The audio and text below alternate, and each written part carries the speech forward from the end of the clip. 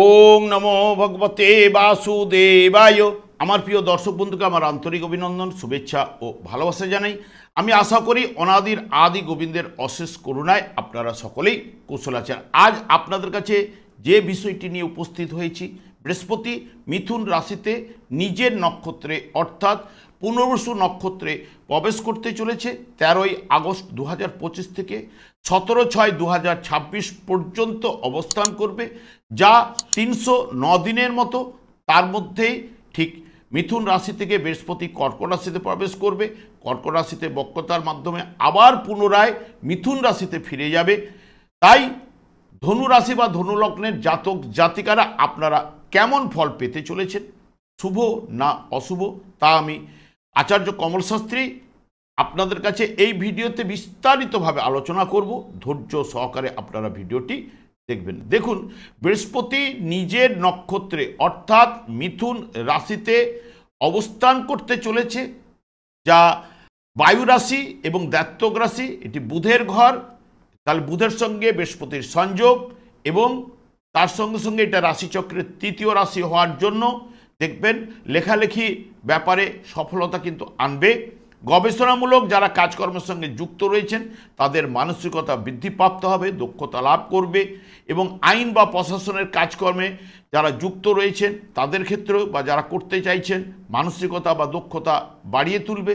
জাতকের মধ্যে প্রতিভার বিকাশ কিন্তু ঘটবেই, বা জাতক জাগতিক সুখ সমৃদ্ধি ও প্রভূত সম্মান কিন্তু লাভ করে থাকেন। এবং বৃহস্পতি যখনই কর্কট রাশিতে যখন প্রবেশ করবে, কর্কট রাশিটি চর রাশি এবং জলরাশি, এর অধিপতি গ্রহ চন্দ্র, চন্দ্রের সঙ্গে বৃহস্পতির সম্পর্ক এবং শুভ, এবং এটি কর্কট রাশিটি হচ্ছে বৃহস্পতির আনন্দের জায়গা। সেই কারণে দেখবেন তাই স্নেহ, মায়া, মমতা এবং শ্রদ্ধা থাকবে। ধার্মিক এবং সৎ নিষ্ঠাবান প্রকৃতির হবেন। জাতকের মধ্যে গতিশীলতা, যেমন জলের মধ্যে গতিশীলতা থাকে, সেই গতিশীলতা কিন্তু থাকবে ভেতরে ভেতরে। যেহেতু কর্কট রাশিটি রাশিচক্রের চতুর্থতম রাশি, তাই ঘরোয়া পরিবেশ বা পড়াশোনা বিচার এই জায়গা থেকে করা হয়ে থাকে। তাই জাতক জাতিকাদের মধ্যে সকলের মঙ্গল কামনা করবে এবং শুভ নক্ষত্রে থাকায় পড়াশোনার প্রতি আগ্রহ এবং দক্ষতা বৃদ্ধিপ্রাপ্ত হবে। এবং যারা শিক্ষকতার কাজের সঙ্গে যুক্ত রয়েছেন তাদেরও কিন্তু এই জায়গায় ভালো করাবে এবং অপরকে সাহায্য করায়, এবং সন্তান ভাগ্য আপনাদের ক্ষেত্রে ভালো কিন্তু নিয়ে আসবে। বর্তমানে দেখুন, যেহেতু ধনু রাশি বা ধনুলগ্নের জাতক জাতিকাদের সপ্তমভাবে কিন্তু বৃহস্পতি অবস্থান করছিল, এখানে 13ই আগস্ট থেকে 17ই অক্টোবর পর্যন্ত অবস্থান করবে। আবার পুনরায় 7ই ডিসেম্বর থেকে 1/6/2026 পর্যন্ত এই মিথুন রাশিতেই অবস্থান করবে।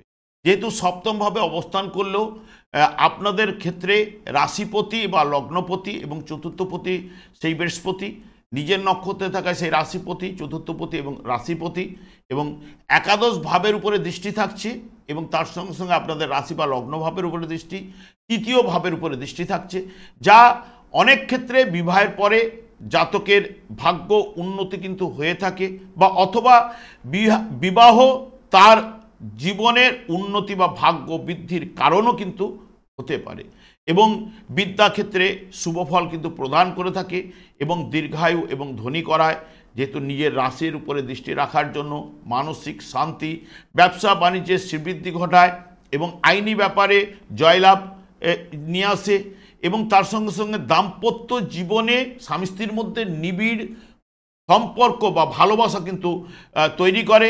ভাই ও বোনের কিন্তু প্রিয় হয়ে ওঠেন আপনারা, এবং তার সঙ্গে সঙ্গে গৃহ বা পরিবারের সুখ শান্তি এই জায়গায় কিন্তু বিরাজ করায়, এবং মাতৃসুখ এবং সম্পত্তি ক্রয় বা বিক্রয়ে সার্থকতা কিন্তু নিয়ে আসে, এবং আর্থিক লাভ হিতকর কাজকর্মের সঙ্গে এই জায়গায় কিন্তু যুক্তও কিন্তু করায়। তবে বৃহস্পতি জন্মকালীন যদি দুর্বল বা পীড়িত থাকলে তাহলে নিরানন্দ ভাব এবং কাজকর্মে বাধা বিঘ্ন, মানসিক অশান্তি, কলহ বিবাদ এবং ব্যয় বৃদ্ধি ঘটায়, হতাশা, নৈরাশ্য এগুলো কিন্তু প্রদান করে থাকে।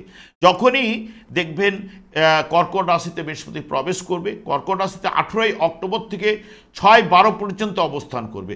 কর্কট রাশিতে অবস্থান করা মানেই আপনাদের কিন্তু অষ্টমভাবে, এটি কিন্তু বৃহস্পতির আনন্দের জায়গা।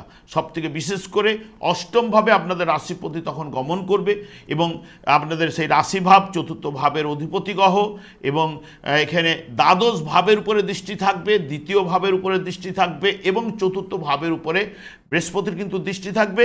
যে ফলগুলো উঠে আসবে, দাম্পত্য জীবনের ক্ষেত্রে অনেক সময় সুখের হানি একটুখানি ঘটিয়ে থাকে, যেহেতু অষ্টম ভাবের জন্য উত্তরাধিকারী সূত্রে অর্থ এবং সম্পদ এই লাভ কিন্তু করায় এবং কোনো বিরোধ মানে যেই পৈতৃক সম্পত্তি বা কিছু নিয়ে যদি ঘটে থাকে আগে, তাহলে বিরোধের অবসান কিন্তু এখানে ঘটায় এবং আশা হত করে এবং দুঃখ, মামলা মকদ্দমায় সম্মান নষ্ট এগুলো কিন্তু ঘটিয়ে থাকে এবং অপমান, লাঞ্ছনা এবং পরিবারে মিলমিশ সেই মতো দেয় না এবং পরিবারে কারো অসুখের পেছনে আপনার আর্থিক ব্যয় এটাও কিন্তু ঘটতে পারে, ধার দেনা বা ঋণে জড়িয়ে দিতে পারে এবং আর্থিক অপচয় ঘটায় এবং অসামাজিক কাজকর্মের সঙ্গেও কিন্তু যুক্ত করাতে পারে যদি দুর্বল পীড়িত থাকলে। অবৈধ প্রেমেও কিন্তু জড়িয়ে সেখান থেকে মান সম্মান হানি এগুলোও কিন্তু ঘটাতে পারে।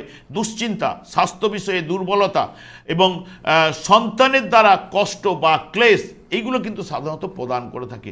তবে আমি একটা কথাই বলতে পারি, যেহেতু এই জায়গায় অবস্থান করলেও যেহেতু এটি যেহেতু আনন্দের জায়গা, আপনাদের রাশিপতি হলেও এই জায়গায় চন্দ্রের ঘরে যেহেতু অবস্থান করছে, কিছুটা হলেও যদি জন্মকালীন শুভ বলবান থাকলে শুভ ফল অতি অবশ্যই কিন্তু উঠে আসবে।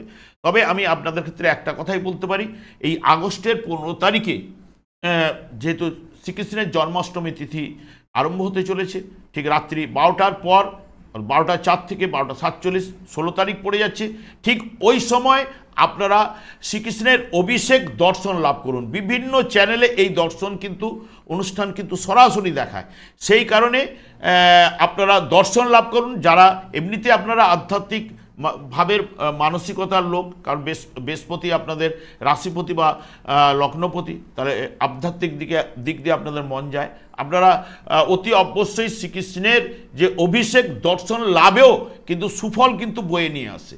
সেই সুফল পাওয়ার জন্য আপনারা দর্শন লাভ করুন।